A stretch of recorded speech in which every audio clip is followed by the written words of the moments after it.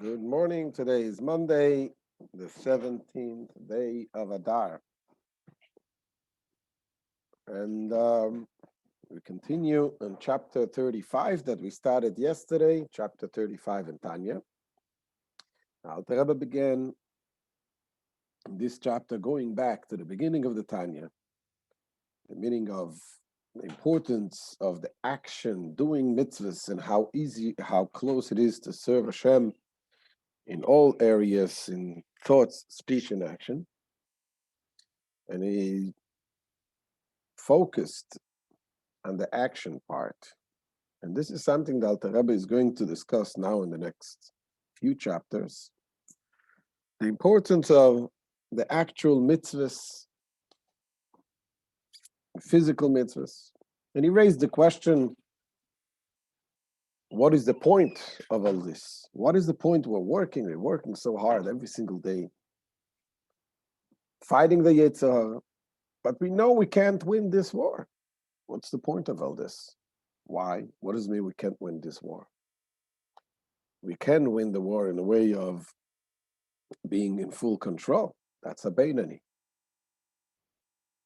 That means that we can win doing, thinking, speaking only with Hashem wants. It's possible. It's not easy, but it's doable. And every person can do it.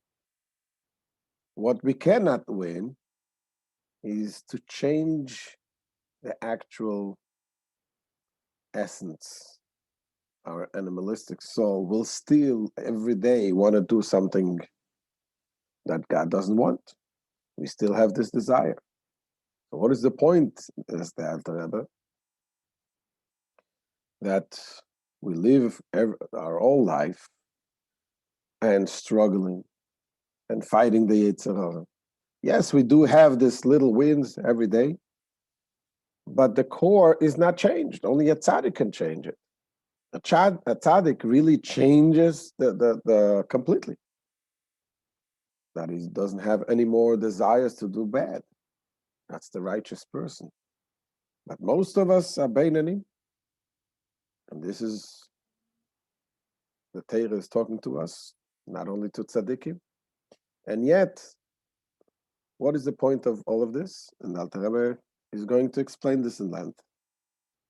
Starting with a quote from the Zohar that we mentioned yesterday, a quote from the Zohar that the Zohar actually quotes the Yenuka.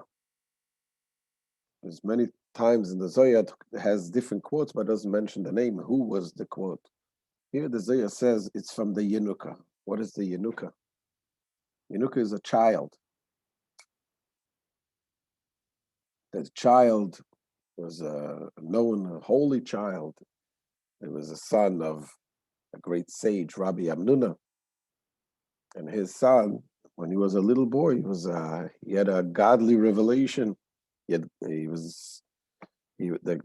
sages would listen to his quotes. And he said about what it says in King Solomon says, that the wise man, his eyes is in his head. And he asked the question, what does it mean? What's the point? A wise man, his eyes in his head. Where else would the eyes be if not in the head? And he explains that what it says, that a person should not walk without a yarmulke. Why do we have a yarmulke? Shouldn't walk four cubits without a yarmulke. Why? Because the divine presence, God, is there on his head. And there's a story from the Talmud that says about Rabbi Nachman. Before he was born, his mother was told by some tellers for stargazers or something. They told him that the child that you're going to have is going to be a thief. And she got scared. She didn't know what to do. She went to the sages. As what should she do? And they told her to make sure that his head should always be covered. And sure enough, he grew up to be Rabbi Nachman. And the Talmud says that there was once that his his head cover fell off, and immediately he had a feeling like an urge to go grab something from a tree that didn't belong to him, and even such a sage. So the idea of the covering the head is the idea of accepting the yoked, knowing there is something above, is godly, Hashem is above us.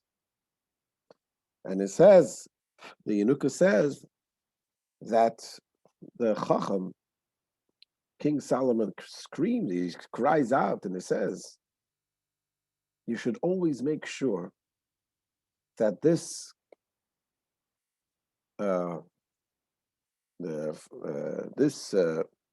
fire that is on your head needs oil. It needs oil. And he explains that this Hashem, God's presence is like the fire. But it needs oil because the body is like a wick. In order for the fire to burn, you need oil. Now, why do you need oil in order for the fire to burn? Because something that needs, that just like in a physical flame, what makes the fire? If you have a wick, really, you can have really a wick. If you have a lot of wicks, you can have a fire going on, but it's not the same. A wick is not completely consumed into the fire. And therefore, it's also not a pure fire. In order for the fire to be pure, like in the Hasidus, it says there is the light fire and there's the dark fire. The dark fire comes from the wick. The light fire comes from the oil. Because the oil really is being completely consumed into the fire. It is more a refined, something closer to the fire. And the wick, you can burn the wick, but it's still something, it's not completely consumed. So you're going to have the ashes left. So therefore, he says, King Solomon says, you got to make sure you have a lot of oil for the fire to burn. What is the oil? The mitzvahs. Okay? When you do the mitzvah, that keeps the fire burning. This is the oil that we have for the fire that is on our head, the Hashem's presence. And the question was asked yesterday, and that question that the Alter Rebbe is going to ask now. Why? Why do we really need the mitzvahs? We said because the body is the wick. And you have the fire, so you need the mitzvahs. But we have in addition to a body, we have also a neshama. And the neshama is godly. So if the neshama is a chelek elokas, a part of Hashem himself, why is that not enough? Why isn't it enough to have a neshama for the fire to go? The neshama is like the oil. So here, in today's shir, in today's lesson, the Alter Rebbe is going to explain that although it is true the neshama is one part of Hashem, but it's a chelik from Hashem, but in the same time, the neshama is a part of Hashem, but no matter how much a tzaddik has through his neshama, the love to Hashem, to be connected to Hashem, still there is the eye of the tzaddik. When a tzaddik has love to Hashem, it is he who loves God. In other words, it's still two separate things. Yes, he wants to be connected to Hashem. The neshama wants to be one with Hashem, but the neshama wants to be with Hashem. And therefore, as high as and as holy as it will be, it is still two separate things that connect. The mitzvahs, on the other hand, is the will of God himself. And being that this is the will of Hashem himself, it is one with Hashem. It's not two things. You cannot separate. That is why the mitzvahs, goes the Alter Rebbe to explain, and he will explain in length in the next few lessons. The mitzvahs are so important, the actual mitzvahs. So let's look inside.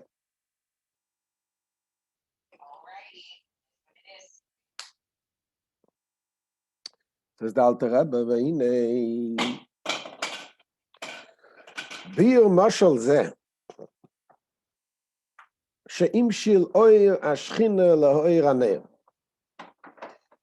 Says this analogy, explaining this analogy that he explained, that he compared the light of the Shechina, the light of Hashem's, God's presence, to the light of the candle. She'einoi meir v'nechas b'psila b'li'ip shemen. That the fire, the light of the candle, cannot hold on to the wick without oil. V'kach ein hashchina sheira al gufa adam shenimshal lepsila elo al yedei maisim tovim. And so too, the Shechina, Hashem's presence, does not dwell on the body of a person, which is compared to the wick. The only way to do it is through maisim tovim, through the performance of good deeds. The Alter Rebbe asks, why? Why isn't it enough that you have a neshama? The body cannot become one, but the neshama is godly. Says the Alter Rebbe, it is evident from the Zohar, however, that this one's soul alone, the soul, although the soul is although the soul is a part of Hashem himself from above,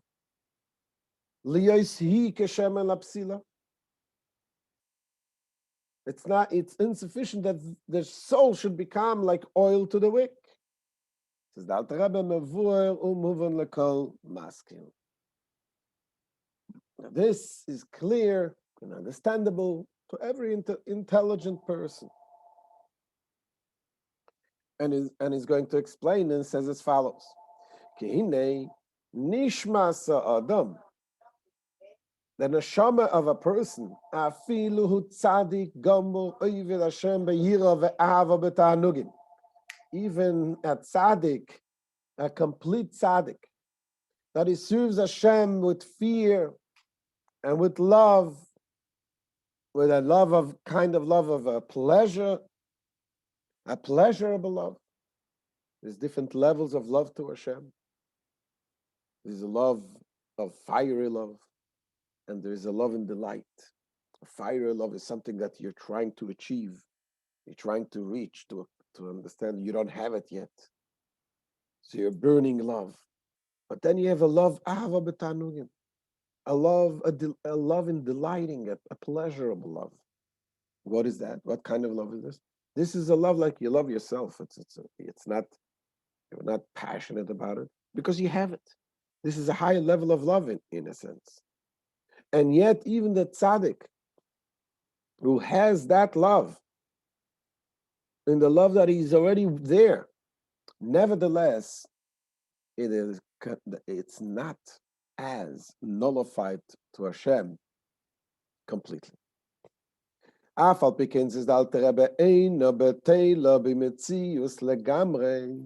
Nevertheless, it is not utterly nullified.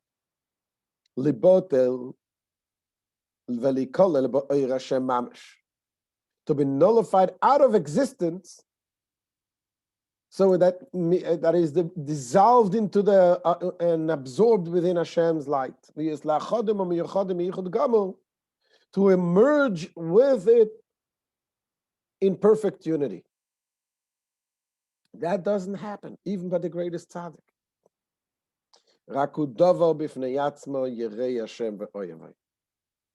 It is rather a separate entity which fears God and loves Him.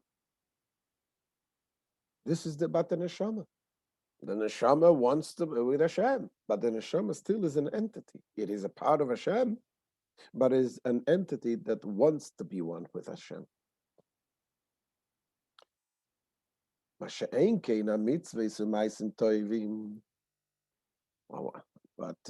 that is not so in regards to the mitzvahs, the commandments and ma'asim tovim, and the good deeds. Shehein retzono yisborech.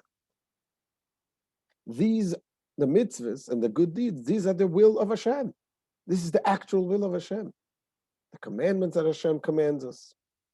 Uretzono yisborech u'mokor ha'chaim lekol ha'olam v'abruim. Now it says Hashem's will, God's will, is the source of life of all the worlds and all the creatures. Sheyored aleim al yedei tzimtzumim rabim. And this is the Hashem's will goes down to create this world. It is descending to them by means of many tzimtzumim. What is tzimtzumim? They're contractions. And Hashem's light is contracted, filtered, in order to be able for the world to exist. But then in addition to the contractions, there is also vehesta panim. There is the concealment of the countenance of Hashem. Vehesta panim shel rotzna elyon baruch hu. V'yiridas hamadrigas. Concealment of the countenance of the will of Hashem, and through a descent from level to level. Now, what does it mean, the concealment of the countenance? There is the tzimtzumim. There is the will, and there is the inner will. Hashem wants to create this world, wants to create the whole world. Everything what Hashem does is because He wants to do it. He wants to have a world, He wants to have trees, He wants to have animals, everything is Hashem's will. But still, it's not the inner will.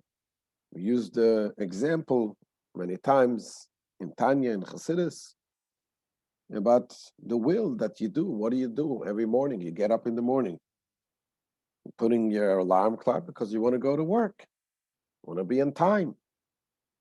You really want to be in work. You really want to go to work. Do you really want to be in the office? I want to do it. I'm doing it because I want to do it, but that's not my inner will. What is my inner will? The inner will is the bottom line, the paycheck that I get at the end of the week. Is that the inner will? Or something else? Something what you want to do with the money that you get. So there is the will and there is the inner will. For Hashem to create this world, it had to be, first of all, tzimtzumim, the contractions. Contractions is in order for us to be able to exist as separate entities. For that Hashem needed to contract. But then there is of course, this everything what Hashem created is with the will of Hashem, but it's all the hidden. It is hest upon Him. This is concealment of the countenance. Of panim is the face, the countenance. Panim also means the pnim, the inside. What is the inner will of Hashem? Is the mitzvahs, the commandments. That Hashem wants you to do this, to take a piece of parchment and to put on tefillin. So the parchment of the tefillin is also contracted. There is, in order to have physical parchment and physical tefillin, Hashem needed to do that tzimtzumim, the contractions. But this is the inner will of Hashem. That Hashem says, I want you to command to do these commandments. Continues the Alter Rebbe. So this is the hester panim shel rotzen elyon baruch hu v'yiridas hamadrigas ad sheyuchlu leisavos v'leiboros yesh me'ayin. The contraction is to the point that it can become created separate beings, something from nothing. V'dovo nifrad b'fnei atzmoi, and it becomes separate entities. V'lo yibotlu b'metzius k'niskal ha'el, without becoming nullified out of existence, as mentioned above in the previous chapters. But the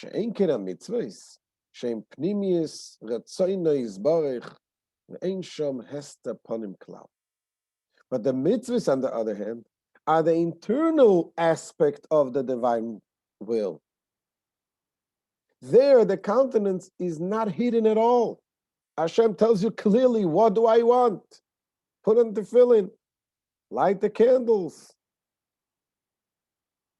do this mitzvah, give tzedakah, help another person, study Torah. All of these mitzvahs are mitzvahs, commandments of Hashem. Therefore, over there, ein achayus shebaem davar nifrad b'fnei atzmei klal. So over there, the godly life force within them is by no means a separate entity. Elohu meyuchad v'nichlal b'rtzono yizbarech, but it is united with and contained within Hashem's will. And they, the mitzvahs, are truly joined in a perfect unity with Hashem's will.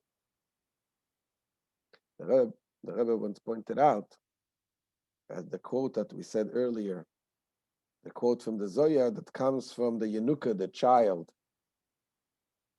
And the Rebbe says that what usually we don't mention who it comes from. Why is it important to point out that this comes from this child? The quote about the light that needs the oil. And the Rebbe explains, because here the Alter Rebbe, the Zohar explains the importance of the actual mitzvahs. And that is pointed out in the fact that when it comes to action, you don't need to be a big scholar or a giant, an adult, or someone who understands deeply in order to do the mitzvah. Here it makes no difference, even a child. When a child does a mitzvah, takes a penny and put it into the pushka, it's the same thing as the adult does, the same thing with all the mitzvahs. So this is the end of today's shir. Mitzvah Hashem will continue tomorrow. The Alter Rebbe will continue explaining this. And what we'll take from here is, again, we got to keep the yarmulke on, meaning we got to remember there is something above us. There is the Shekhinah, Hashem's present. And how do we keep it going? Is the mitzvahs, the actual mitzvahs that we do. This is what keeps the oil, keeps the light burning. So make sure to share. Any questions we can take now? Questions.